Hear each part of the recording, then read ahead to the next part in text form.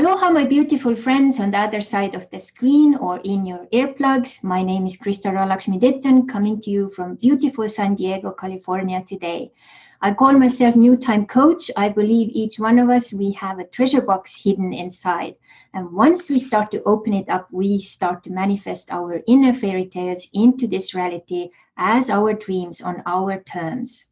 And I'm so overly excited and stoked and honored and so happy to be here to introduce and welcome Berta Medina Gracia. Welcome. Thank you, Crystal. I'm so happy to be here. Honored to be with you today. Yay. And we'll do an introduction and then we'll also tell people what happened with our first try to record this podcast, which was kind of funny. And yes. I think that's what happens when two powerful women come together. So there you go. Forces are in action. So you are really a superwoman in like with the literal sense. You have done so many things and you are a keynote speaker, you are author to many books, you are accountability strategist, and you are adventurer, also eternal optimist, adventure coach, and you have also climbed Kilimanjaro. And you also have a pilot license, you are a business owner, a mother and grandmother. And I think if I would dig deeper, there would be many more titles to you. So what do you say, like a great woman like you, where do they make such great women like you? Oh, my goodness. Thank you, Crystal. That's very, very generous of you to say. And I think what happens is that I come from a long line of very powerful women. My cousins and I laugh. My grandmother's last name was Herrera. So we call any women that bear that last name in their lineage. It's a great, tremendous honor. And I think it's just sort of part of in our DNA, and we have to live up to those tremendous shoes to fill. And I'm an only child, but we have a lot of cousins, and the women Herreras are extremely powerful, and we wear that title, and we are honored to wear it. So I think I'm sort of just a product of, and I wish that I could even come close to their power, and I don't by a long shot. But I think that we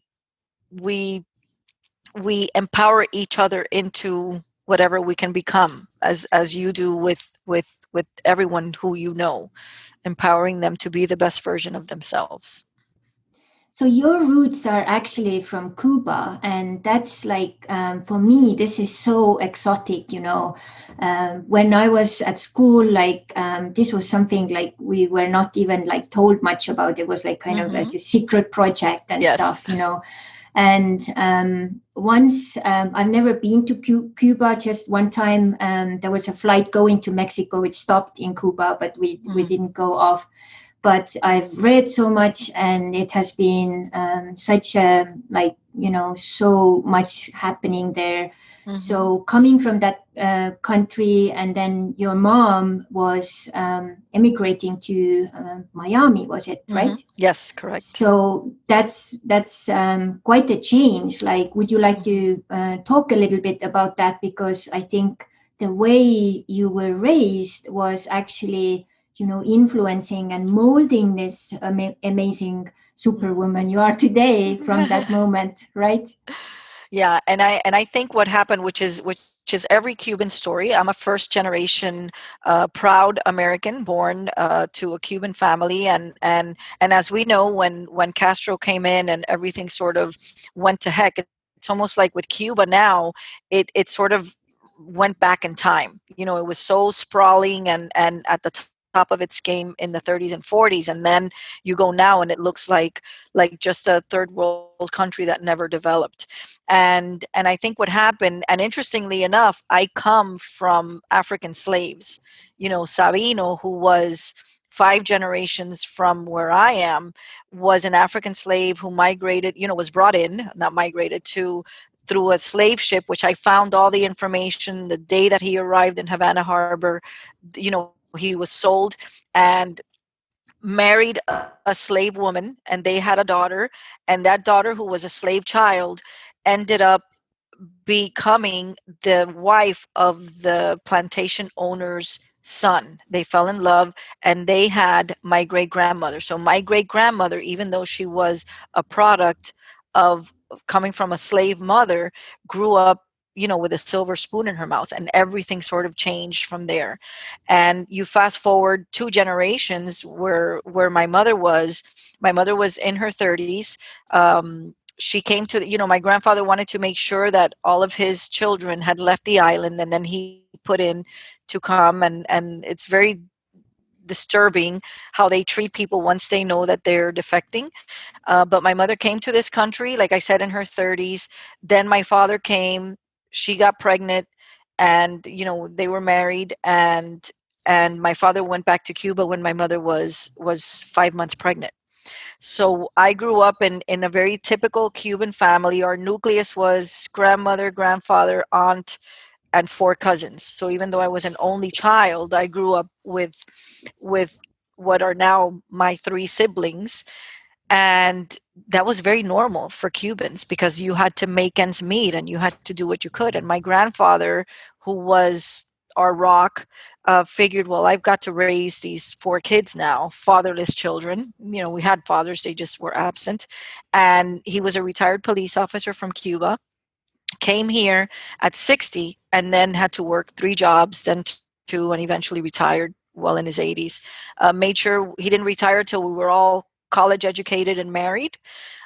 So I come the most optimistic human being on the world. So I come from that DNA of doing whatever it takes to bring your family forward and propel them and empower them. And it's not strange for Cubans for that to be the story. But I feel for them. I would imagine now at my age, if I had to leave everything that I've built and leave only with the clothes on my back, because that's how they weren't allowed to take anything, and start over in a country where you don't know the language, and you just come here to for an opportunity. It's almost daunting to imagine that they went through that just 1 generation from me. So and I know for you, Crystal, it's the similarities are there Mm. because of the communism and the dictatorship and the socialism. And it's amazing to think that's happening in our world, but it is. Yeah. I just recently shared my own personal story about, immigrating to United States right now. I saw So, that. Yeah. and I seriously was so surprised how many people actually commented and contacted me personally and said, thank you for sharing. It really Yeah. touched me. And Hmm. I have been immigrating to many countries, South Africa, Norway, Mexico, and others. And I've never felt so vulnerable as when I moved to United States. And Right. people are Wow. like, what do you mean? And it's like, just waiting for your green card. You're not allowed to work and all of these things. And work for me was part of my identity. So if you take work away, like, who am I? Yep. And also it's like, coming from another country, you come here, you have no credit. So you're like no one. You start from zero, From completely from zero. zero. Yeah. Yeah. It's And amazing. with all that, like, I think what we both have in common is probably that resourcefulness. We are coming from another culture and another country. This is something which we got really, deeply, in a way, infected by Estonian culture. Right. That growing up during the Soviet time, there were many times we didn't have enough of luxuries or even like food. So you had to figure out like how to manage things and how to make Yeah. things work and how to make ends meet and so on.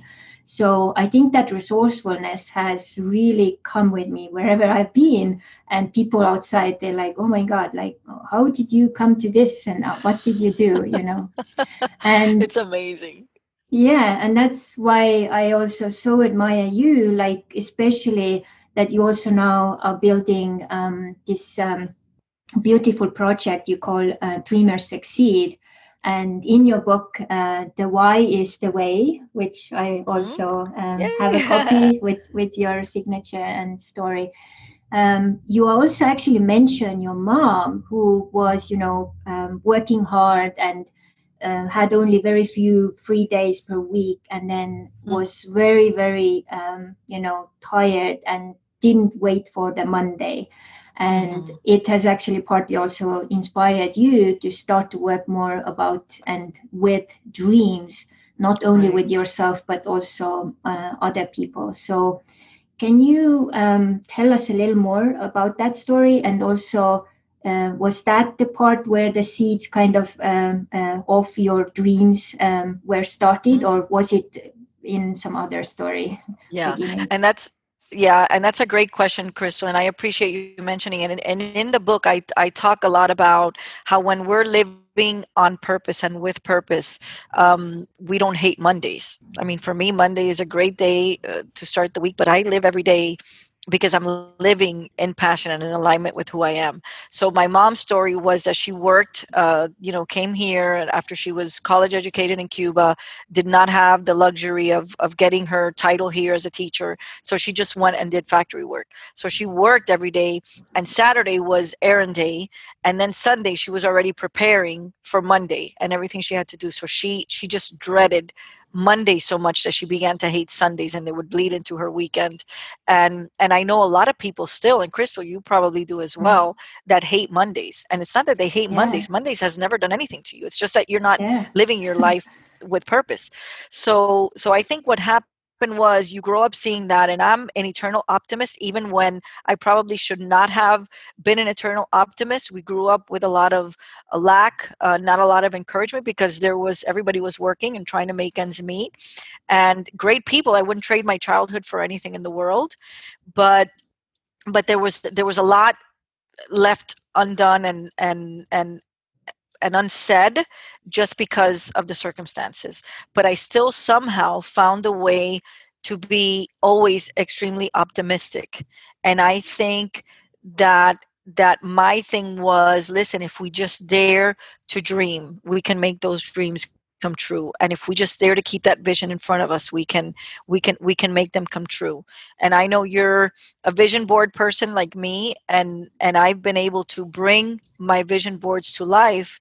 And I tell people, listen, if we're willing to put in the work and just stay with that vision in front of us.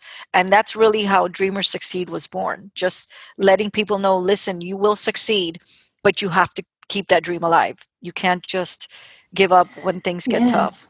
Yeah. It sometimes seems to me, as I work with people and clients as well, they have dreams or they want things, but then I ask, like, okay, can you show me what you have done for this to come in life, Right. and then, like, it's almost like, with the regular seed, if you don't put it into the soil, you can't expect anything to, come of it. I love And that. I many love that. people are just, they go into the garden, it's like, why nothing is happening?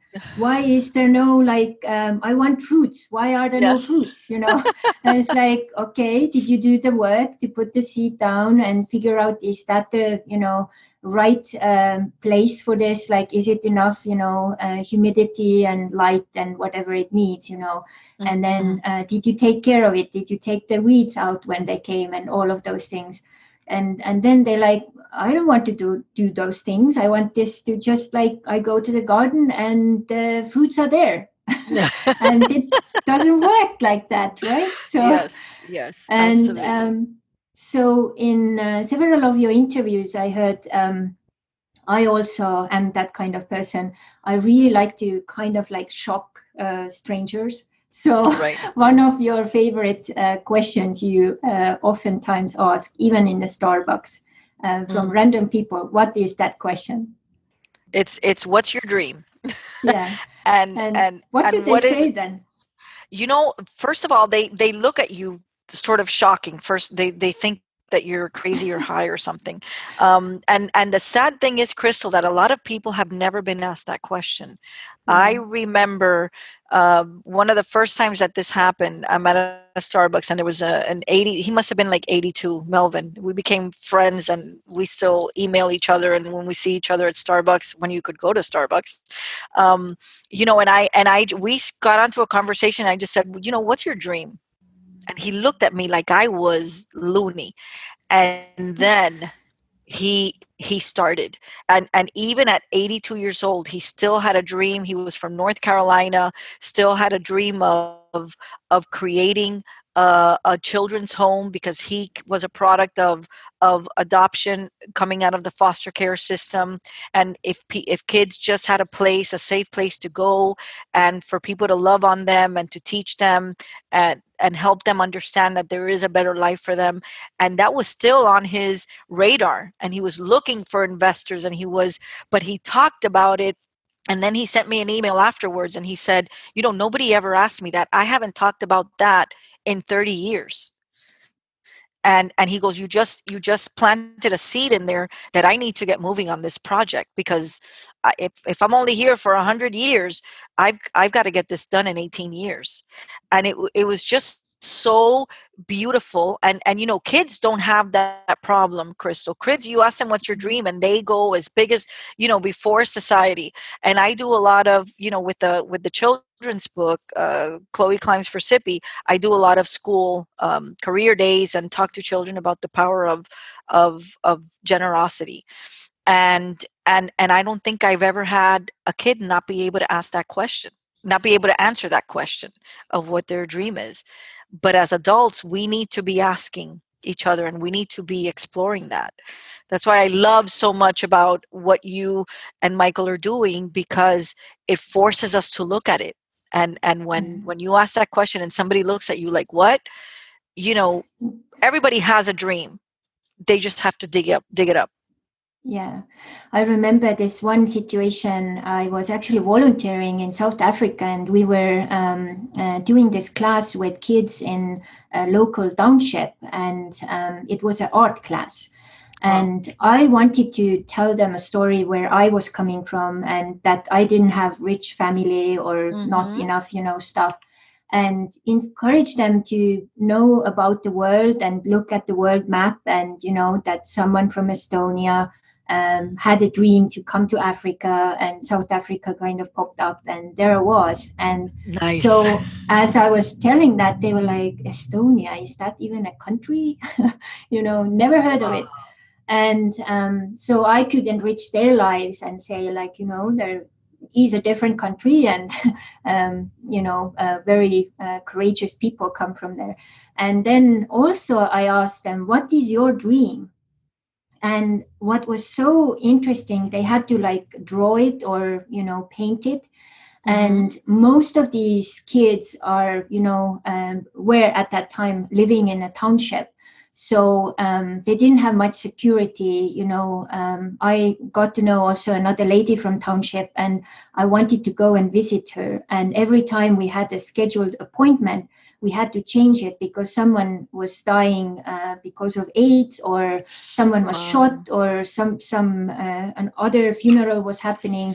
So it was Wow. really crazy chaotic. So when I was asking what's their dream, what do you think their number one thing was, what they did or drew on the picture? Oh my gosh. What? House, home. A home. Yeah. Wow. For them, the home and security of a home was like they couldn't even, when I asked, like, would you like to travel? They're like, what is this? They were Not even on their so radar. into that security and like Mm-hmm. having a place where you are safe. Wow. So that was a very touchy experience for me. And I know you are like full-blown philanthropist, and you did this amazing project with Kilimanjaro climb. And Mm-hmm. can you share with us about that dream, how that came about? And this is not every type of person to go and climb that mountain. It's such an undertaking, and you came back alive. Yes, absolutely, Crystal. And I think what's funny is that when we dream and when we're just in working mode. You know how they always say you don't have to worry about the how. You just have to know what it is that you want and work in the direction of always. And my daughter at the time was living in Colorado Springs. She was newly married, had just had my granddaughter, and she was following a person by the name of Ty, who was also a photographer like her in Colorado, and they had, their babies were born a day apart. So she was visiting home. It was in January, and she's scrolling through her Instagram posts, and she sees a picture from Thai that talks about this trip that they're doing to help Masai children in Africa. So she reads about it, and she calls me. I'm in the kitchen cooking, and she goes, "Mom, you got to come see this. This is everything that you have on your vision board. It's working with Masai children. It's climbing Kilimanjaro. It's a mission trip to Africa." And I start reading through it, and I'm getting all excited, and I come and I tell my husband, listen, I'm going to be in Africa in September. I hadn't even filled out the paperwork, and I'm going to be in Africa in September, and we're going to climb Mount Kilimanjaro, and you can't come. I had never gone on vacation without my husband. This wasn't a vacation, and I said, and you Yeah, can't come because we're climbing a mountain and you have gout and you're not going to be able to do it. So, oh, and I need $1,500 as a quite a deposit, way. right? Immediately. Yes. So I fill out the information, and I get an email which just sucked the wind out of me that said you're on a waiting list, because of course everybody wants to do this. So I thought, okay, forget it. This is not the time, whatever. And about a week later, I get a call come in, and I'm at my office. I had a title company at the time, and I see an area code 719, and it was Colorado Springs, and they were telling me, "Hey, are you still interested?" And I said, "Yes, I'm still interested." And they told me there was space for me to go. So the purpose of the trip was for each climber to sponsor a child, a Maasai child, and we had to commit to raise just under $6,000. It was 58.95 is how many meters, uh, the height of Mount Kilimanjaro, the summit. So that's how much the trip cost for us to pay, and then we had to raise another just under $6,000, because that meant that the child that we sponsored, they were all 5 years old, would be able to use those funds to support the education, the nutritional, and the medical needs of that child until they graduated high school, to make sure that that was giving them the best opportunity to climb out of poverty. Because in Kenya, schools are public, but they're not free. So these, people living in such poverty, that cycle is never broken because they can't afford to send their kids to school. So I was all on board. I was already 46, postmenopausal, lived in Miami, Florida. The thing about Miami is we're at sea level, no mountains ever in sight. I had never climbed a mountain in my life. And so I had to start training like big time and walking. I think I walked 1,000 miles every 3 months or something like that. I went to Seattle, went to Mount Rainier, tried to do a few practice climbs, and in September we were in Kenya and went by way of Tanzania. I got to meet my sponsored child, Sibao, met his whole family, which was a tremendous blessing. And we were spent 7 days on the mountain, sleeping in tents with no showers, which was extremely uncomfortable for me because I'm a 3 shower a day person. And you know what? I came back. I had been in title for 28 years. Came back from that mountain and said I was already in my coaching certification program at the University of Miami, and came back and told my husband and my kids, listen, I'm retiring from title. This is what I want to do, and I'm going to coach because it's something that's very rewarding and will give me the flexibility. But I want to dedicate the rest of my life to serving these children and doing as many mission trips as I can. And that was October. By December 31st, I was retired and had given away my business, my Miami business, to a friend that did title here, and gave away my Orlando business to a friend I had in Orlando, and never looked back. And it changed my world because now we have 23 sponsored children all around the world. I've met a good handful of them in Cambodia and in Kenya, and my mission is to meet to get to know all of them so that they know that I'm real, not just the letters and the pictures. And it's been a heck of a ride. So it's been a Yeah. tremendous blessing. Yeah. So I was really right when I said you are a superwoman, because it's not every woman who has 23 kids. Or no, I mean all plus your own kids, so Plus my own. 25, And right? yeah, Yeah. those are sponsored children. Fortunately, they Yeah. have Yeah. their parents, and all we do is send Mhm. a little contribution to help them on their way every month. But it's like I said, and that's really the message, Crystal, is that when we're living from a place of generosity, we can't even begin to try to calculate how much more we get, how much more we receive from when we're giving. Yeah. I can only imagine what it does with your karma. So you have so Yeah, much good karma, it's like I overflowing. yeah, I don't know. I mean, I don't keep score, but God Yeah. has been extremely generous with me, Yeah. so I'm grateful. Yeah. Yeah. And just talking about it, like in general, also. So let's go back now to that prior story. So we Hmm. had actually, um, arranged to meet today in the morning time, my time, and do the recording. And we just couldn't do it because the weather was kind of turning crazy where you are in Florida. Hmm. And it started when we like gave up and said, okay, let's reschedule. Then I realized, like, oh my God, I usually, I make like really strong intentional, choices, like, okay, now Mm. all the forces of this and that come together and support. And then of course I forgot the weather forces or weather gods. And in Hawaii, as we lived in Hawaii, I got really connected to Lono. Lono is the god of rain and fertility, and also, everything which has to do with abundance as well. So, and then I realized, I actually contacted Michael and I said, I think Lono is really upset that I didn't include it in my intentional prayer. So Michael said, okay, let's pray then, and let's, talk Lono some sense, and that's what we did. And now we have Yes. a nice communication and connection. Yes. So It was crazy. yeah.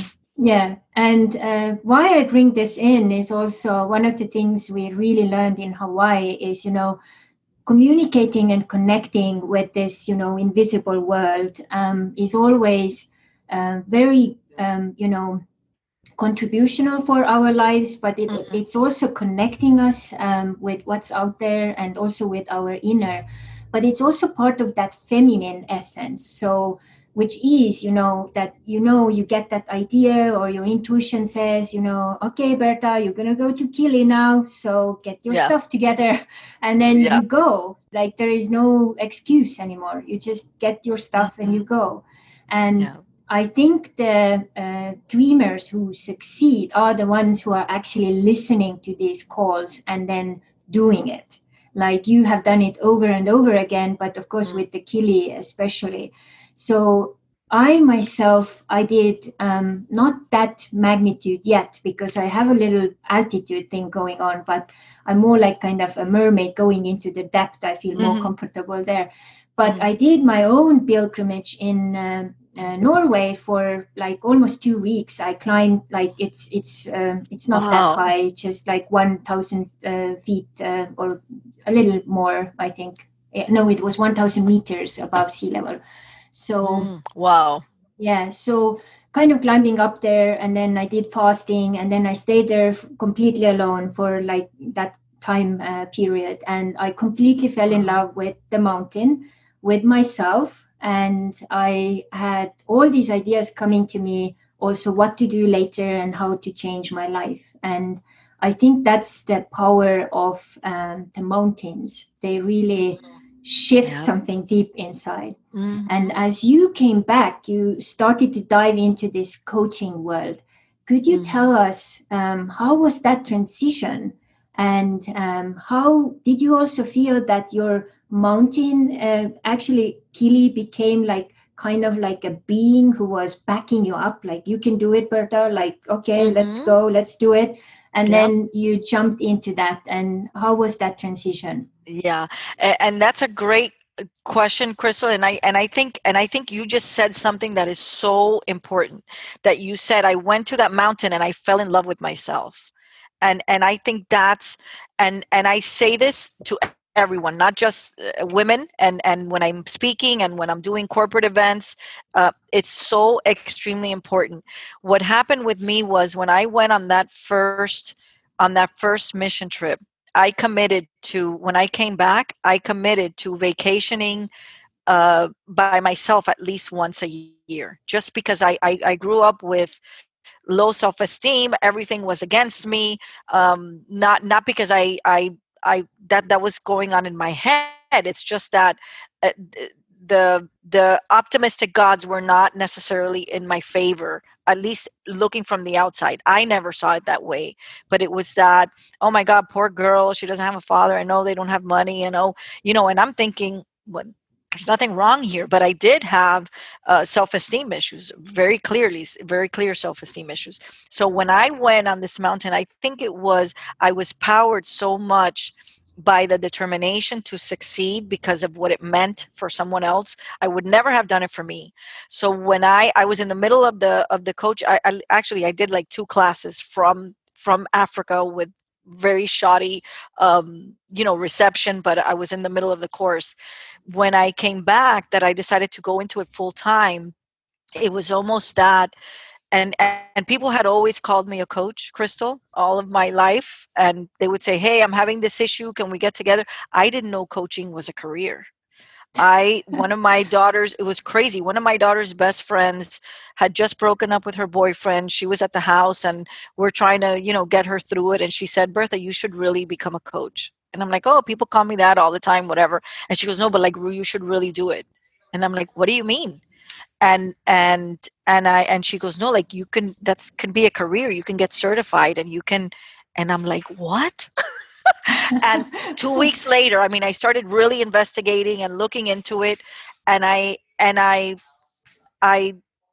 2 weeks later I was enrolled in and that was the beginning of everything. And I just So feel that we're blessed that we're able to inject life into people's dreams. The fact that we get to yeah, do that, Crystal, is crazy.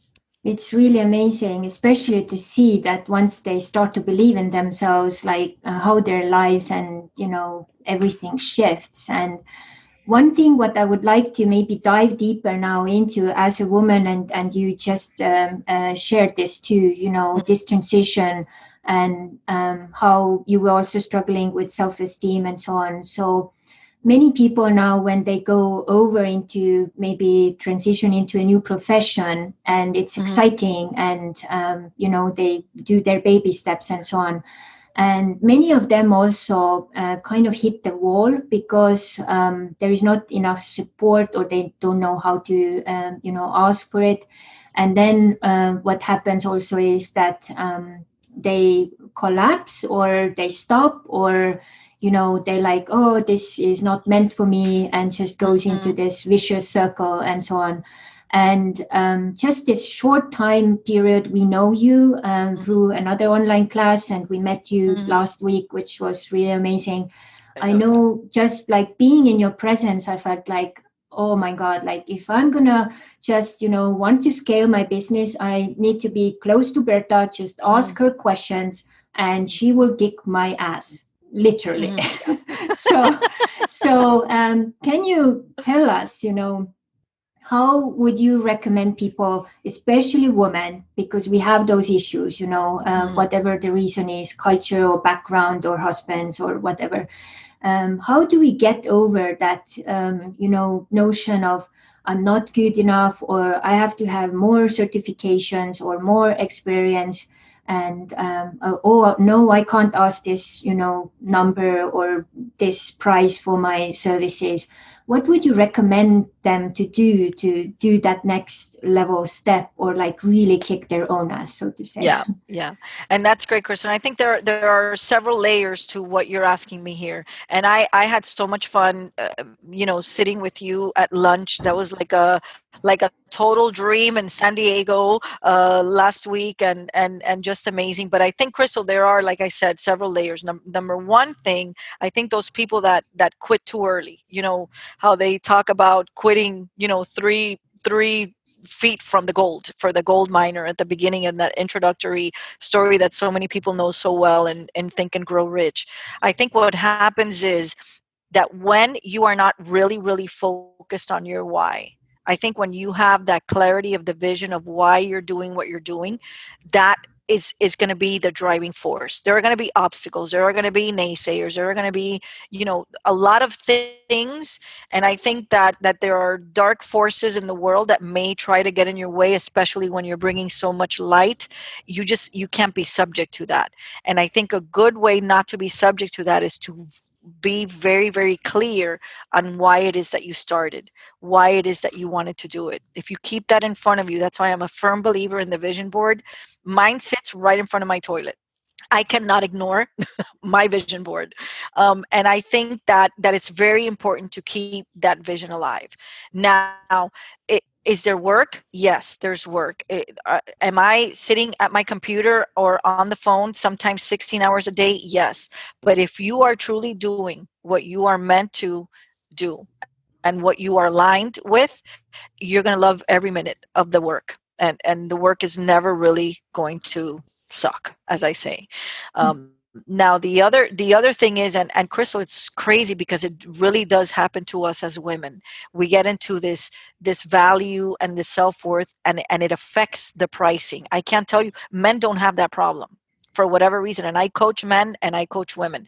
You tell them, listen, I believe that this is what you should be charging. They have no problem with it. But when you tell a woman, she's like, yeah, but, and they start, going through their features. And I think for anyone out there who's in a service industry, and especially when it's a heart-centered service industry, Crystal, because what you and I do, we are enrolled in the vision of everyone that we have the honor to work with. And people that I work with immediately become my family. So I automatically want the success for them, like I would want it for my own children, for for anyone. So I think that one of the most important things is that instead of focusing on the features, you have to focus on the results. And I always tell coaches and people that I'm coaching, I say, listen, there's no money in coaching. If you think that you're going to make money in coaching, there's no money there. Okay. The money is in the results. And the success of your business is going to be in the results that you're able to bring your clients. So there has to be a level of, yes, a level of aptitude. There has to be, you have to be well versed and have the expertise and have the experience to be able to bring those results for your clients. But even when people have all of that, they're still not valuing what they're bringing to the table enough. And it's because they're focused on the features instead of focused on the results. I know that what I bring to the table with accountability, with my passion for helping people manifest and bring their dreams to reality, I get to a point where I want it more than they do. I get to a point where I'm envisioning it more powerfully than they are. And you know what? That helps me show up. And so I know that the results are there. And I'll tell you another thing about pricing. I used to do this at the beginning, Crystal, that I would say, well, how much can you pay? Oh, I can pay, $200, and I was doing them a disservice, because what people don't pay for, they don't value. It wasn't until I decided to really start charging what I felt that I was worth, that my clients started really getting results. Okay. And it's not cheap. It's not meant to be cheap, but you know what? Their results are exponentially far, and I'm way over delivering in value than compared to what I'm charging. So I think, as women and as people in the service industry, we need to focus on what are those results worth to the people. And I heard a Yeah. great quote once at a seminar that someone said, listen, even broke people make bail. And what that means is, and I've done it, Crystal, I'm sure you've done it, I've paid for certifications that I didn't have the money, that I put it on a credit card, and don't even ask. I'd rather ask for forgiveness later, because I know my husband wouldn't have, openly permitted that. But you know what? He'll find out when we get the bill. But I've done it because I've known what that investment is going to represent for me in my business. And that's really what we have to shift the focus of how we're seeing our pricing, to really one of results instead of features. I think it's the one thing I can tell people that they need to be doing. And I really liked also when we had our lunch, you said that you were at the point where you were actually telling, I think your son, you said, I'm quitting coaching, I'm just going Mhm. into speaking. And then you basically flipped it, kind of saying, like, okay, let's just raise our prices so much that no one will want it. And then some clients just popped up and, hey, I will Yeah, buy this package, yeah, yeah, and you were surprised. yeah, And and it, I yeah, think it's that thing, that you're not really chasing it anymore. You know your value and you stand in it. And if yeah, you don't want it, I don't need you, kind of thing. And exactly, then exactly. they come like, And I think too the exclusivity piece, Crystal, which I think a lot of times, especially we as women think we can do it. We know we can do it all. Let me rephrase that. We know we can do it all, but do we really have to? Do we have to run ourselves ragged and not have time? I like I said, I came back with that commitment to vacation by myself, and I ended up falling in love with myself. Took me 50 years, but it finally happened, right? And then I committed to doing it, and now I go away by myself like 7 times a year. Okay, and my husband loves it because we've been married 33 years, so he's probably happy that I'm gone most of the time. But I that was the only way for me to really get myself to know myself, because I got married at 19, had children right away, went from my mom's home to my husband's home, and then was taking care of our elderly moms as the kids were growing up. So it's just you never have you. mhm, And we have to be intentional about that. And another thing, Crystal, what happened with those clients that started coming in, when someone is willing to invest, and I think at the time I was charging like $10,000 a year or something like that, when I raised my prices so that they would call me, right? When someone is coming to coaching ready to invest that kind of money in themselves, half of the work is already done, because you know that they value their outcome. mhm. They And then show up on time and they they do their show up on, thing, and exactly, you don't need to have to chase them and their money, and and they show up, and you know what, they're going to get the results because they are committed to themselves as well. And mhm, the rest that you're doing is just you're facilitating that, and you're loving them and cheering them through it, and just super enjoying their journey, because that's the mhm. thing, that then all the clients become friends, and the friends become family, and it's just, I think it's the, like I say, I think the fact that we can make a business out of something we have so much passion for is really, it's a beautiful time to exist right now. Yeah, very Yeah, nice. yeah. So I made notes because I got like three kind of legs now running different directions. So I tried to kind Yes. of follow them. So flow with you as a dolphin here. So Yeah. I want to really comment the self-love part because I've worked with this so much. Like as you know, our story with Michael, I looked for my Mr. Right, 14 Yes. years in 30 Mm-hmm. countries, and then I gave up. And I realized that, wow, I have my inner family inside of me, the inner child, inner woman, inner man. Yes. And one of the times the inner man and inner woman started to kind of make out, and it's like, okay, I think we're ready to get married. And then I was like, okay, let's get married. So we got married, like, officially. I had a big party for my inner man and inner woman to get I love married. it. And I love it. even had like two different rings, and put one in one hand and another in another, so the masculine and feminine, Yeah. and I had the cake and food and music and photographer, the whole thing. And it was such a special thing. It actually came into, the Estonian, one of the Estonian newspaper did it as a cover story. And I love that. I from love yeah, that. and from there it took off to several other international, media platforms like UK and Mm. Netherlands and different places started to pick that story up. Like, oh my God, this is the new thing. It's called sologamist. So people who are solo and then they marry themselves because they're like, okay, I don't need a man or whatever the reason is, Mm-hmm. and so this is one way also to kind of show self-love. But for me, I think what really changed there was like I stopped the chase. Like you stop the Yeah. chase of clients, and then things what you like and people you like start to kind of Yeah. gravitate towards you, and it Absolutely. makes your life so much easier, right? Mm-hmm. So, Yep. but Yep. and the second thing which I wanted to really also address, because this is something I strongly kind of talk about it the same way. Mm-hmm. I've told so many years that we take vacations from our work and whatever we do, have little breaks. But Mm-hmm. so often we don't take breaks from our relationships, and our Yeah. relationships also need vacations. So, Yeah. like a relationship vacation. So, Yes. especially if you are in long-term relationships, and if you do it regularly, then both people can actually, or both persons, they can actually start to also come together in a different energy and appreciate each other much more. So, as you talked, you have been married for so many years. So Mm-hmm. now we know one of your tricks is that you have those, holidays alone.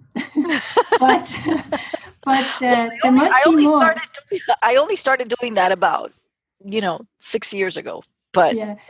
But okay, so what are the other tricks? I always, when I meet women or men who have been married for a very long time, I always want to know their secrets. Like, could you give us maybe three more secrets of the long-term marriage, happy marriage?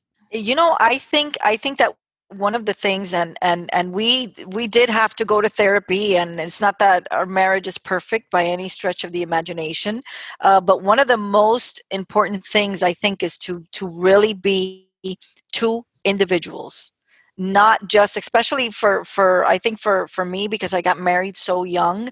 You sort of become an One. entity, and there's nothing wrong with that, but I think that there's still there's it's very important for there to be two individuals that are well rounded, that choose to come together instead of being each other's, completing each other, as they say. Nothing wrong with that, but I think that each individual needs to be a standalone, complete person to be able to come together in a relationship that is healthy and can sustain everything that life throws at us.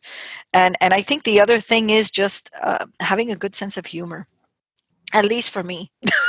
Mm-hmm. I've never I'm overly cautious, even with as much of a potty mouth as I am, to make sure that no one can, that or at least my husband can never say I've said anything that has been disrespectful or hurtful, because those words, we're going to forget the good stuff they said, but we're going to remember all the ugly words. So I've made a commitment to myself from the beginning that I was never going to fall into that category. And it's not that I haven't been on the receiving end of that, but at least no one can say that I ever dished that out. And that goes for marriages or for any other relationship, especially with our children, with anyone around us. And I think that's important. Again, I'm not good at being careful with what comes out of my mouth, but I am extremely careful about making sure that good comes out of my mouth when I'm dealing with people.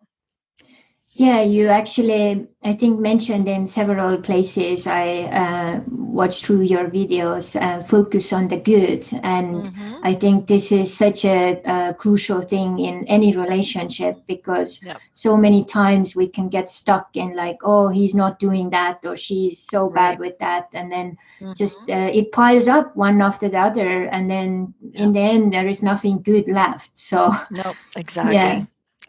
So Exactly. that's a really good point. So me and you, there is another big similarity is Mm-hmm. that we both like to actually face fear. And you have Yes. talked so much about this, but let's like share with our viewers and listeners. What's your view about and take about fear? How should one deal with the fear? And also, you had some really interesting story from your childhood, like living in a small place and going to Mm-hmm. the toilet at nighttime. And that was like a really good first lesson about fear. Can you Yeah. tell about that for a Sure, starter? absolutely. I'll start there. So my mom, who just passed this last November, I still can't even believe when I say that. But my mom at 84, which was when she passed, she was always afraid of the dark. Like just could not. She always had to sleep. She lived with us, but she always had to have a light on in the closet. She was deathly afraid of the dark. So when I was newly potty trained, I must have been a year and a half, whatever. I'd have to get up to go to the bathroom in the middle of the night, and there was this long hall to get to the one bathroom.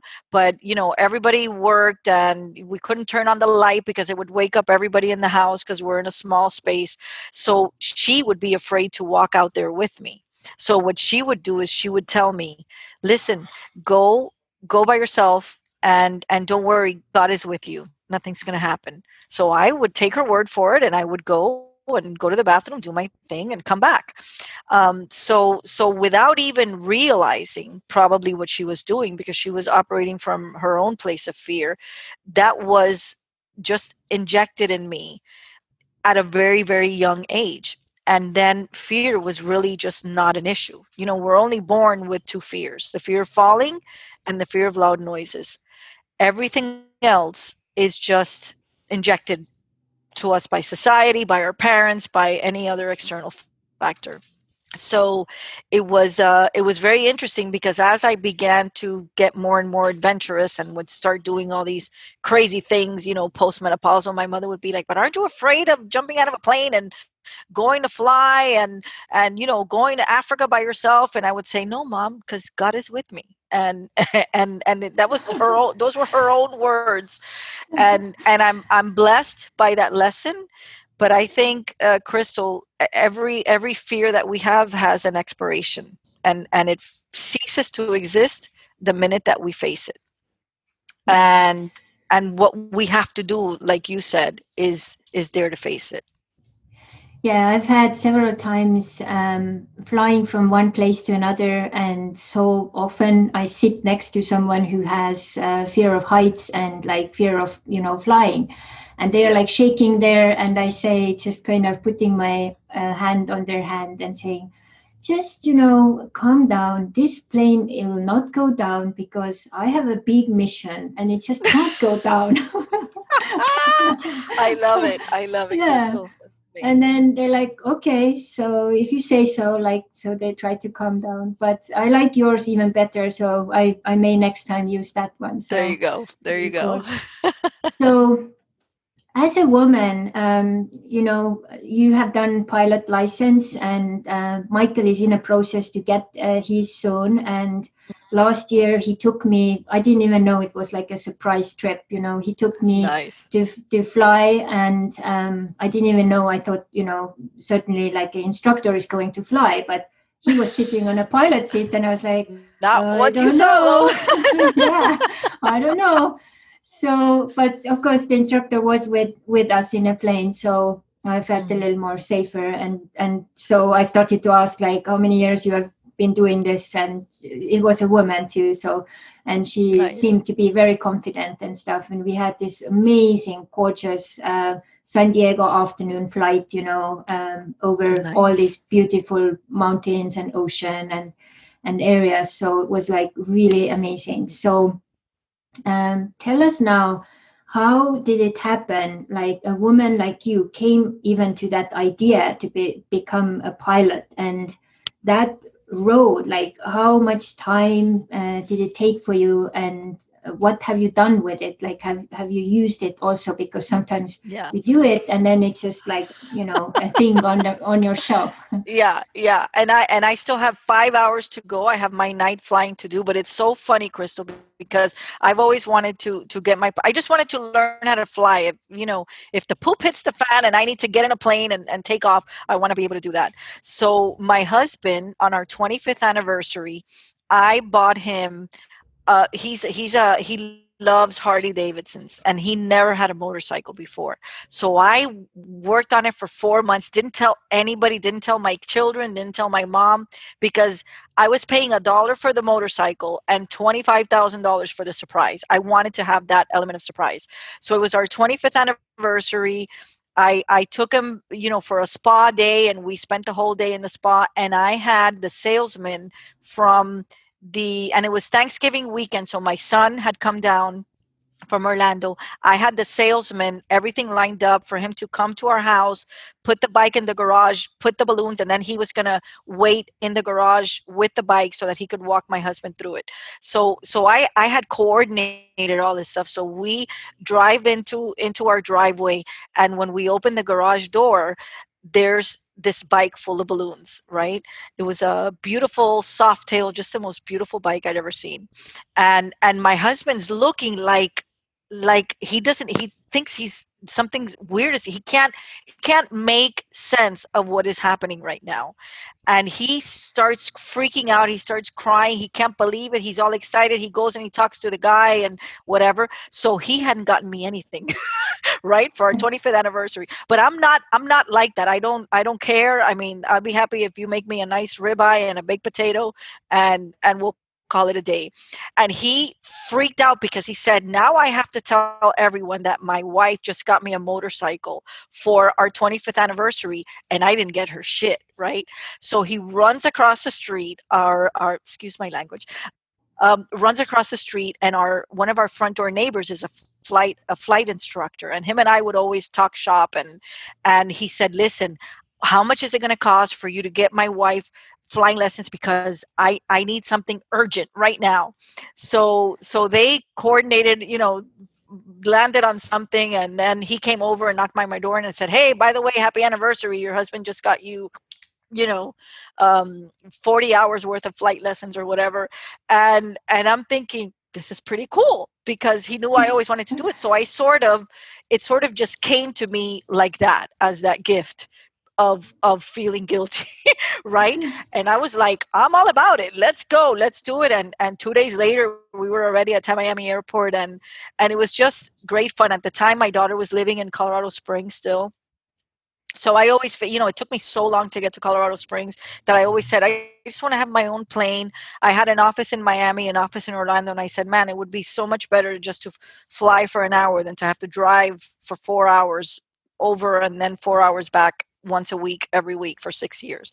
So it just became a lot of fun. And by the time I soloed, that was it. I would just show up at the airport, grab the keys, and take off. And everybody thought I was crazy, and I would say, it's not crazy. There's more of a chance of me dying, on the way to the airport to get on the plane, than there is for me to. So it just became fun. And like I said, I still have night flying to do. I have to get back into the habit of just flying all the time now. So no, I haven't done anything with it yet. My plan is to buy the biggest plane that I can fly, which I flew, helped the pilot, co-piloted over the Masai Mara, is a C220 Airbus. It's a single engine, but it fits about 23 people, has a lot of cargo. So my dream is to buy that plane, park it in Nairobi, and then be able to take goods and people between Masai villages, because it's very hard to get in and out of the bush. And so yeah, that's what it's going to be for. Let's put it Wow, that way. amazing. Yeah. It has the why, as you said, it has to have the Yeah, why, right? that's So it. it, Absolutely. yeah. Absolutely. And it's one of the things which I also noticed with Michael's instructor was that she was very confident. And it's Yes. the thing, you learn something and then you practice, practice, Mm, practice, and then your self-confidence grows with it. So right. it's really amazing how that works. So just recently, when we were in Hawaii, started to paddle with outrigger canoe, and that was like Wow. another world to me. And I was like, this seems like so dangerous, and this thing can just flip, and capsize. And then if you're in the wrong place and you do wrong thing, you can actually die. Yeah. And Yeah. it was just so exciting. I sat on every bench there, and like figured out what the responsibilities were, and learned to steer a little bit and so on. So every time after this paddling class, I felt like I had conquered the world. Like Yes, I felt absolutely. so powerful. It's probably what you feel every time you fly. So, It's and amazing. Michael is also saying, I like flying. I would like to just like, go crazy flying, So very nice. So who knows? One day we'll fly together. So Yes, absolutely. I yeah. would love that. Yeah. So now one thing which I also thought as a person, knowing you a little bit and also seeing how many things you are accomplishing and doing and how much is on your plate. So could you also share with us your, daily habits and structure and system? Because so many people, when they start to do these things they love, it is also that sometimes you may get overwhelmed and you don't Mm-hmm. know, like, how to handle it all. it Yeah. it just is too much. So Mm-hmm. what's your Yeah. suggestion and what are your practices? Yeah, and I think that's a really great question, Crystal. I think the greatest cure for overwhelm is to start your day at 5 a.m. Okay. So what happens is I start at 5 a.m. My 5 to 7, 5 to 8 work is my grunt work, my LinkedIn, my marketing, my meditation, my affirmations, my reading. That's my time. That's my me time because the rest of the world is asleep. Nobody's calling. The phone is not ringing. I'm not getting a bunch of emails. That's where I work a lot of my mutual introduction emails that I'm very committed to, and that's my me time. And Crystal, let me tell you, there are days when in those 3 hours I get about 6 hours worth of work done. So with the exception of phone calls and coaching sessions and any virtual trainings that I have to do, I'm pretty much done with my day by 8 9 a.m. And the rest of the day is for me to go play with my granddaughter, to go hiking, to go out and walk, to go do whatever it is that I want to do. But it really starts with that very, very powerful morning routine.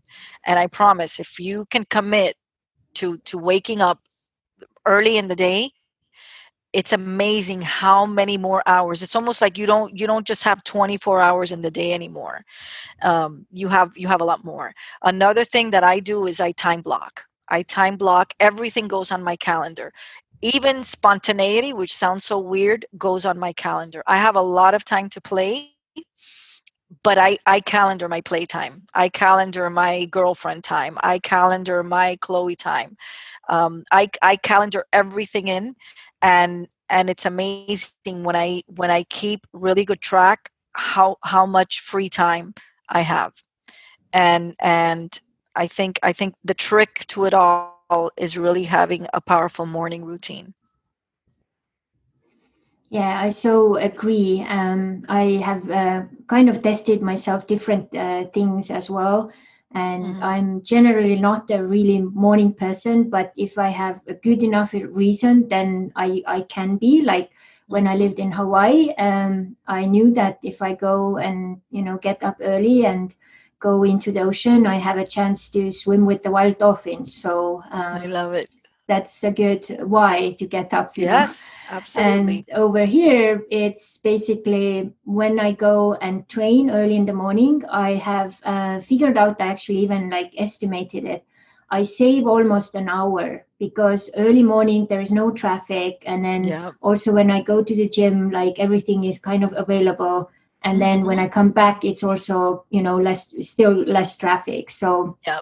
I save a lot of time, and then everything is easier, and there is less stress. And then once I've done that, then I'm already like turned on to jump into any project I have for the day. So, Yeah. I so love that it. really, really I works. love it. And I'm like you, So, Crystal. I'm not a morning person because I'm never in bed before midnight ever. I force myself because I know that it's powerful what it does to my day. So yeah.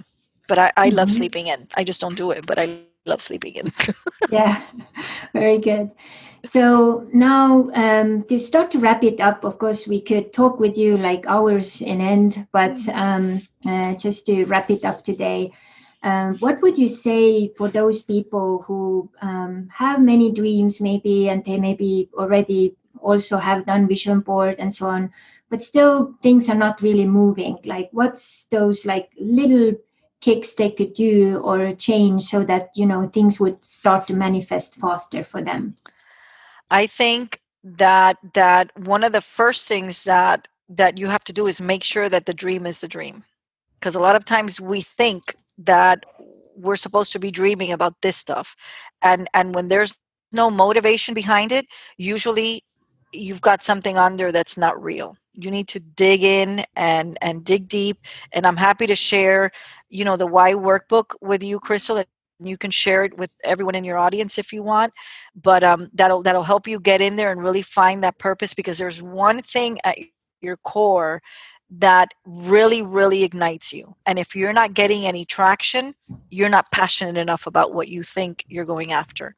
So I think the first thing to do is really to start there. I always tell people, don't watch the news.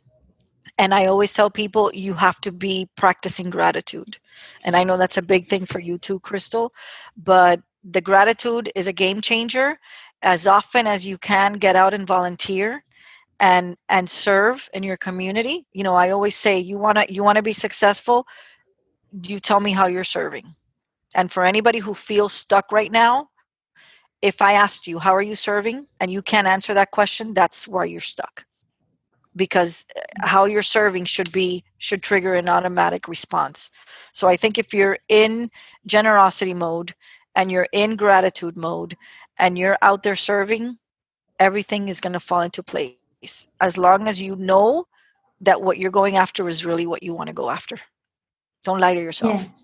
Yeah, it's so true that once you start giving, and also if you start giving from truly from your heart, then Mm-hmm. it Mm-hmm. activates the abundance in action, as is the podcast title. So Exactly. and then Exactly. we become the abundance in action. So we Mm-hmm. all have so much abundance inside of us, and we are just kind of conditioned to look outside ourselves, like Mm-hmm. abundance or money or whatever possibilities. But if we would just start maybe from the inside, from that self-love, as you said today, so maybe things Yeah. will start differently. And I like one quote, which just kind of really nicely ties this thing up as well. He says, he or she who waits to take the first step will spend his or hers entire life on one foot. So Yes. it's Wow. time Very to, powerful. yeah, put the both foot down and start to Yeah. walk your talk or walk your Mm-hmm. walk, and become the abundance in action. So Amen. beautiful. I Yeah, love it. beautiful I way. love it. Yay. Yes. So thank you so much, Berta. And where can people find you? I'm easy to find on LinkedIn, Berta Medina. You'll see me on there. I'm also Dreamers Succeed on Facebook, Dreamers Succeeding on Instagram, and I don't do Twitter much, but I have one. It's Dreamers Succeed. But LinkedIn, and the Facebook for the business page and Instagram are usually the best ways to find me. And my website is bertamedina.com, so it's easy. And you also have a podcast. So, Yes, and I have a podcast called the Dreamers Succeed podcast. I'm sure Crystal will share it with you, but I had a lot of fun podcasting with Crystal and Michael. It was a very well received. People had a lot of fun, and I got a lot of really great reactions from that podcast when it was released. And it's just about people like Crystal, that they're out there in business helping people reach their what matters to generate abundance, and doing it from a place of beautiful generosity. mhm. And it's so beautiful that we live now during the times where we can actually create our own stages. So, Amen. we don't have to just knock the doors and be kind of sad that no one opens. We can just Mhm. set the stage and hit the button, and here we That's are. it. That's So, it. Amen. I yay, love it. I love it. yay. Thank you so much for being our very first guest. And Yay! now it's opened up for many other, amazing people and guests to come. And Absolutely.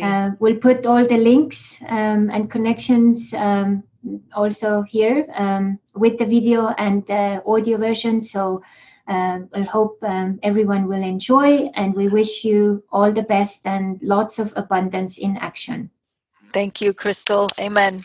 Yeah.